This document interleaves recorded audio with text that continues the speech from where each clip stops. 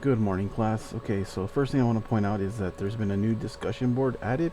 This is going to be for the extra credit presentation submissions and sign up. So if you choose to do the extra credit, again, this is 20 points towards any missing weekly assignment. And so that'll help boost your grade on any of those. Or you can add 20 points to any large essay. Say you fall short, you're about at 130 of 150 points on your essay, then you can go ahead and make that missing 20 points up on one essay.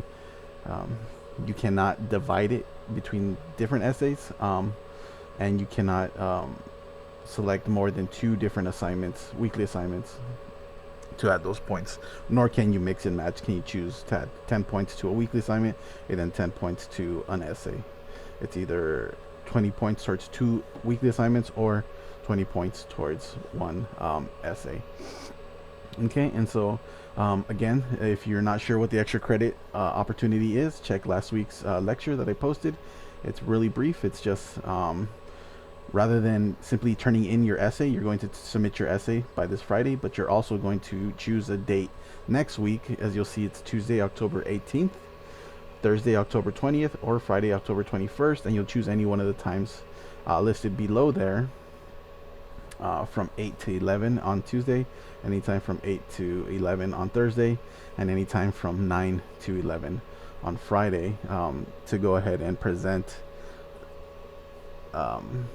live, meaning that we would create a Zoom meeting time, and you would present at any one of those designated times.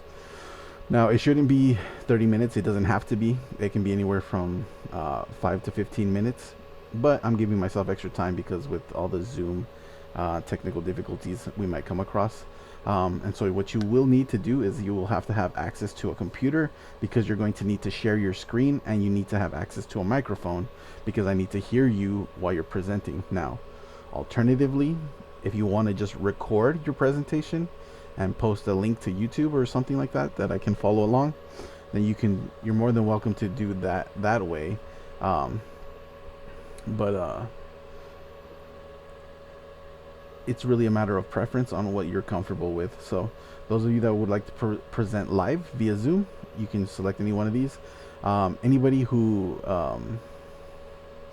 has already recorded it and wants to just offer that extra, or offer that link for your extra credit, we'll just click on the submission here. I'll create the thread here, and then you can just reply to this one with your link. Okay, so right, let me create this and I'll get back to it. Okay, so you'll see that it's here now. You're just going to click on this one. You're going to choose to reply to mine, and then you're going to choose what date specifically you want to sign up for, day and time, or you can just go ahead and respond with the link to your presentation. If there's any difficulties, please do let me know ahead of time so that way I can get correct that. I will reply to any dates and times that you choose with confirmation, so that way I can go ahead and mark you down and schedule you in with a Zoom link, right? So that that link will be for you to present at that day and time. All right, so that's going to be how you submit your extra credit if anybody was interested in doing that. Now, let's go ahead and get to the large essay, right? So as you all know, your media analysis is due by Friday. If there's any final questions, you need to reach out to me before then, because any submissions after midnight on Friday will be considered late. Pretty straightforward. I think we covered the basis a couple times, so I don't want to belabor the point, but of course you're going to need to have 5 fully developed paragraphs. You're also going to have a cover page and a reference page, and so in those paragraphs you'll have an introduction, right, that's going to give us background information on the commercial of your choice, and then you're going to include either a link or maybe just the image of the, what is it called, or the link to the commercial itself, and then you're going to get into the ethos, pathos, and logos of it, right? So your body paragraph 1, 2, And 3 should be discussing any part that helps develop ethos, right? That's credibility, where the commercial is developing some appeal to credibility by using a star or athlete or something like that. Or you can talk about pathos. How is it making an emotional connection via what's being used, right? Sometimes they use sad music in some commercials, things like that, to try and make you feel pretty sad. Or what other elements are they using? Are they using statistics to try and appeal to you logically, right? That's logos. Um, and if you feel that maybe they only use one or two of those, then feel free to include elements of design, right? What elements of design, including color or space and volume, are they using within their commercial to also try and help sell their product?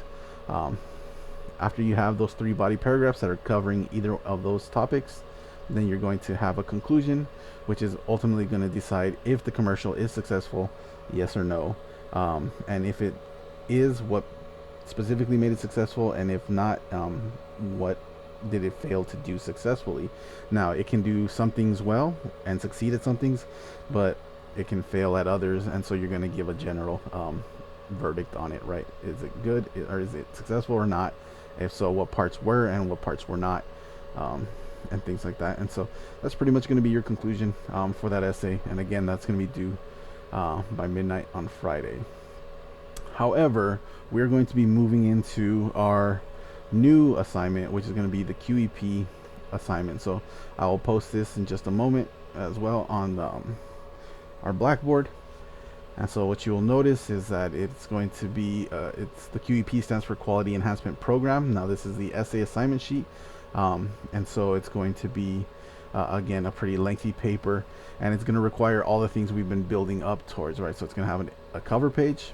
It's going to have 5 body paragraph or 5 full paragraphs, and then it's going to have a reference page. However, for this reference page, you're going to have 3 sources, and you're going to have to use quotes in the body of each paragraph, right? So that means that each source is going to be used in each different body paragraph, and you're going to have to use a quote from it successfully. Now, let's go ahead and take a look at some of the specifics of it, right? So you'll be required to visit one location in the El Paso area, or research one local or historic event, right? So those of you that choose to go to the location, I will ask that you submit proof that you went there, right? Whether it's a picture of the pamphlet or a selfie at the location. However, those of you that are not capable of, for whatever reason, of going to a physical location, be it transportation or whatever the cause may be, you can choose to research a historic event. Now, the caveat is these locations have to be located within the El Paso area, right? So it should be El Paso County, Las Cruces, or Juarez if you're capable of going to Juarez. You can choose any one of those locations that you want to discuss, or as I mentioned, you can choose to just research a local historic event. And so we'll cover a little bit more of those in just a second, but let's continue with this. So for this, as I mentioned, you're going to need 3 sources. The first source must be a source that is provided by the chosen location or event, right? So you're going to go to their website. You're going to either access their or use their pamphlets or their official social media accounts to get some information about them, right? And that's going to be what's going to be covered in the first body paragraph. It's how do they present themselves? What information do they offer? And what do they say about themselves? Your second source is going to have to be a review, right? And it's going to be one that's published online, so you can either use Google reviews or Yelp, or in some cases you might find a review of certain restaurants and things like that on the El Paso Times. And so you can use any one of those 3, but it needs to be a review of the place that we are discussing, or that you have chosen to visit or write about. Now, if you're using a historic event, chances are there's not going to be a review per se. So instead, you're going to use an expert, right? You can use any sort of person with authority that writes on it, right? And so in some cases, for example, if you're talking about the 4 dead in 5 seconds, which is a shootout that happened in downtown El Paso in the late 1800s, then you're going to you're going to write about that, and then you're going to bring in either someone who has some expertise or knowledge on the subject, right? So that can either be a YouTube video by someone who's researched and discussed it, or it can be an article that was written by somebody with knowledge of the event, and things like that. You'll probably find them on some sort of like history, or in this case it would be like a Wild West sort of historical paper. But that's one thing you can substitute for a historic event rather than having a review. And lastly, you should be able to locate a news article related to this location or event, right? So the El Paso Times, El Diario, Tejano Tribune, or the Prospector are some of the papers you can go ahead and review. Or if there is a larger publication, such as the New York Times, that has written about some famous people or some events in the Southwest which pertain to El Paso, then you can go ahead and use those sources as well. And so again, 5 fully formed paragraphs. Each body paragraph will correspond to each source, right? So your first one should be discussing the primary source, your second one should be discussing the review source, and then the third one should be discussing that article or newspaper source. Okay, and so ultimately the conclusion should argue a reason for others to visit, right? So it's not just about your own experience visiting this location, but you're going to want to visit a place and suggest that others visit this place. So you're going to want to talk about those positives. Now, you can respond to criticism, or you can be a little critical of your place, meaning you can say this or that is wrong with this place or event or food or restaurant or whatever. But ultimately, you're going to want to be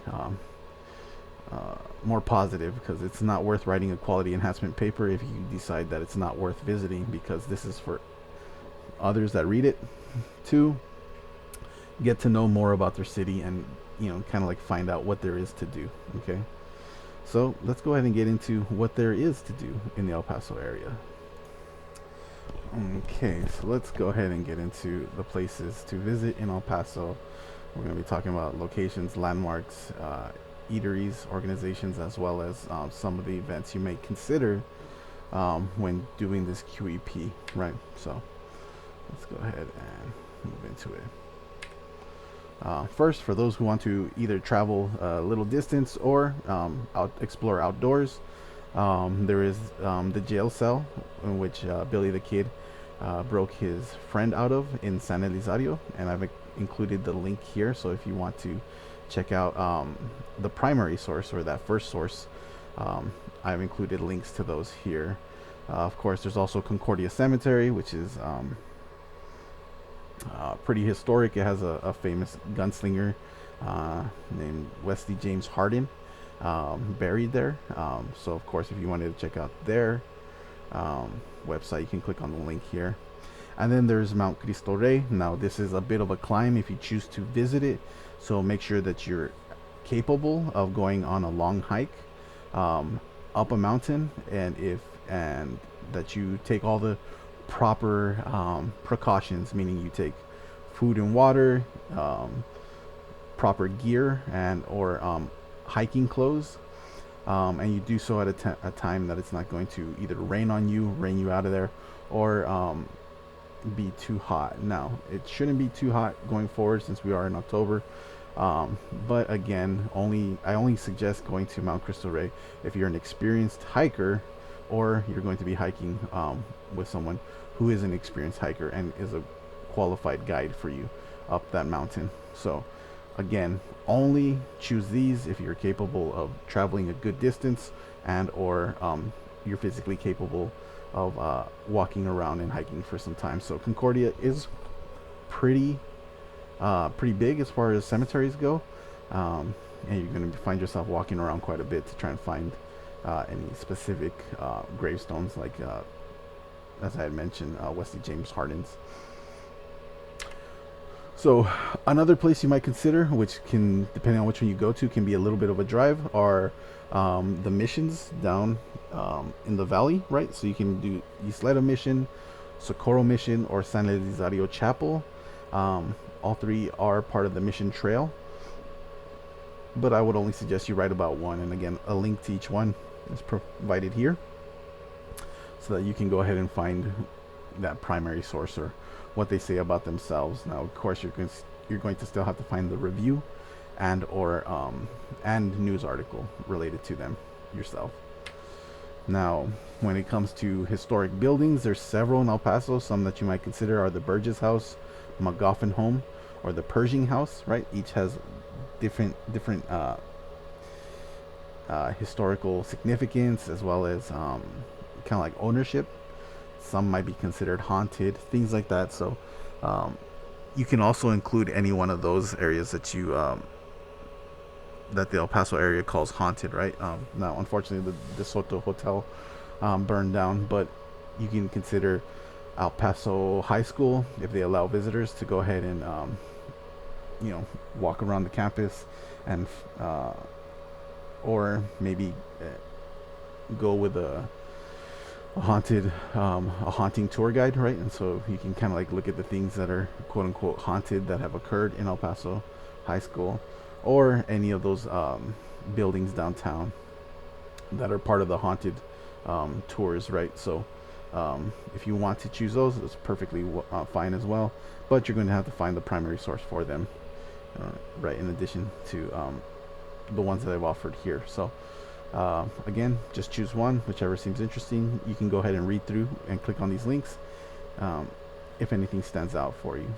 Now, aside from that, there's several landmarks, mostly in the downtown area, that you might consider visiting. Again, there's San Jacinto Plaza, which once famously housed alligators, so you could either talk about the statue and its current form now, or you can talk about the historic aspect of San Jacinto Plaza when they used to have live alligators, etc. Then there's the equestrian statue, which is by the airport. Now, I wouldn't recommend getting out of your car because it's like on a little island, or I should say like a roundabout, and it's in the middle of it, so you have to contend with traffic to try and walk up to it. But if you want to take a quick visit, maybe snap a photo or something like that while somebody else drives, that'll be more than enough to kind of get an idea. Now, what you will find as far as the equestrian statue is it's depicting a conquistador, so there's a little bit of controversy related to this figure of Oñate, right? So rather than calling him Oñate, which is a conquistador who has a troubling history and how they treated indigenous folks, especially here in the Southwest, they went ahead and named it the equestrian statue to try and circumvent any sort of protests that might happen. However, it was still protested, and there's still some people who don't like the fact that it's there. So if you want to talk about the controversial nature of it, you're more than welcome to. And other than that, there's the Fray Garcia Monument in downtown, right by Cafe Central. So it's also across from the Plaza Theater. Plaza Theater is also a good place a good choice if you're choosing a location. Or you can talk about the Fray Garcia Monument itself, right? Give a little bit of history on the person himself, what significance, and then talk about the monument to him itself. Lastly, consider, well, not lastly, but you might want to consider any sort of historic restaurants or restaurants that bring sort of some uniqueness to the El Paso area. So I've included Rosa's Cantina with a YouTube video where a person interviews the owner. Alan J's Cafe is one of the longest standing restaurants in El Paso. I think it's going to be 100 years in 5, so it's currently 95 years old. And then Track 1, which is famous for being a couple rail cars that were put together to make this restaurant, and has been around for about 50 years now. So again, choose one, or if you have an idea for another restaurant you want to use, feel free to send that suggestion my way, and I'll go ahead and let you know what I think of that suggestion, or offer a counter if I think there's something a little bit in the same vein, or with a little bit more that you can choose to write about. Now, one thing that is off limits, I do not want to see anybody writing about fast food restaurants. I don't want to hear about Whataburger or Starbucks. These need to be restaurants that are unique to the El Paso area, or Juarez, or Las Cruces. Okay. And next, we do have the El Paso organizations. So if you're involved with any, feel free to send them my way so I can go ahead and discuss them with you. And here are just some of the big ones, which I've been involved with to some extent, right? So El Pasoans Fighting Hunger Food Bank is one. I've included their link there.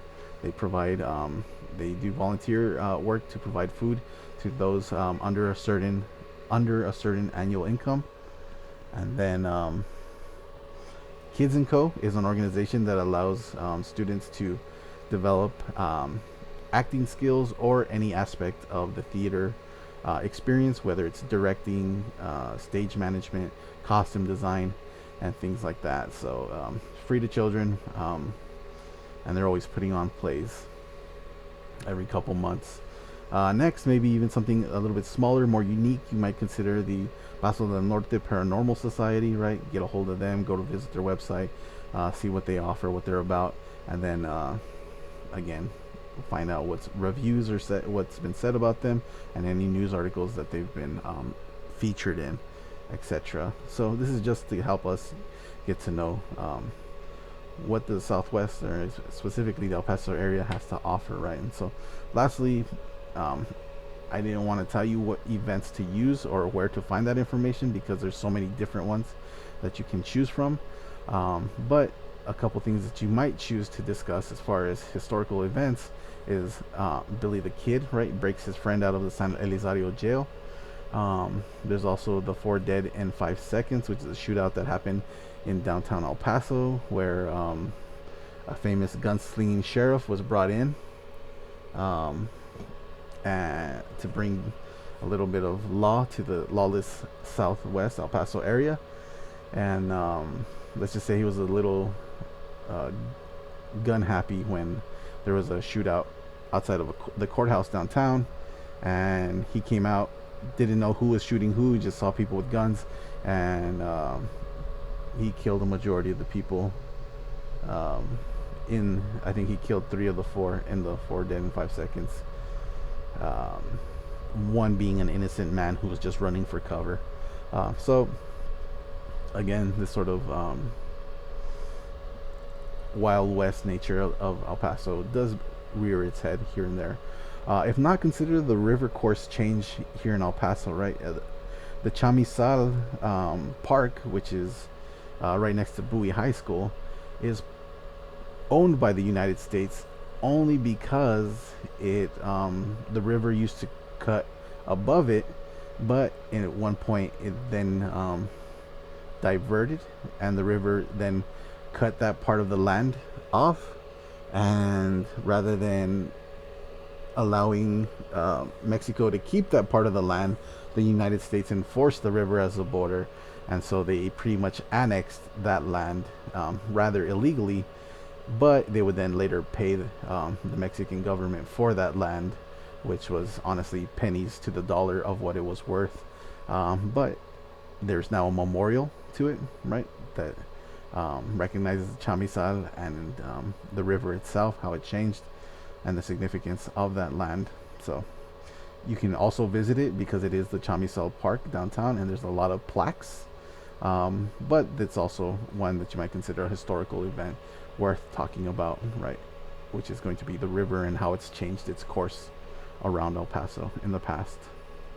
Okay, so these are just some ideas. I would like for you to start brainstorming and nailing down a couple of places that you want to go. Also consider, I didn't list them here, but places of culture that El Paso offers, such as the Art Museum, the Natural Science Museum, or any sort of those specific locales downtown, right? Any sort of museum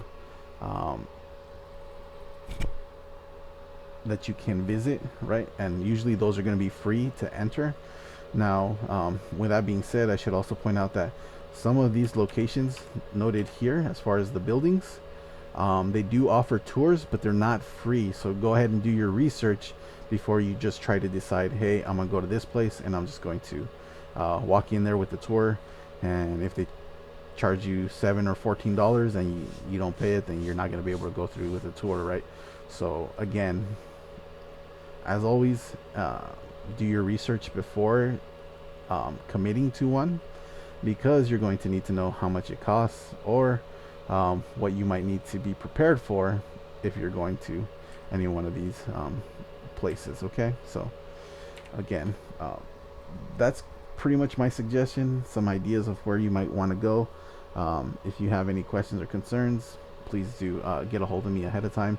For this week, all I want you to do is nail down a location that you're going to go to over the weekend or early next week, so that way when we get into next week, we can talk about those locations you've chosen specifically, and I'll put up another discussion board where you can put your it'll be a graded discussion board where you're going to put your location that you've chosen down. Okay, hopefully we don't have too many repeats, so that way we get more variety in the places you're choosing to write about. Okay, so if you have any questions, please get a hold of me. The sooner the better, and so that way we can iron out the details. All right, thank you, class, and have a great day.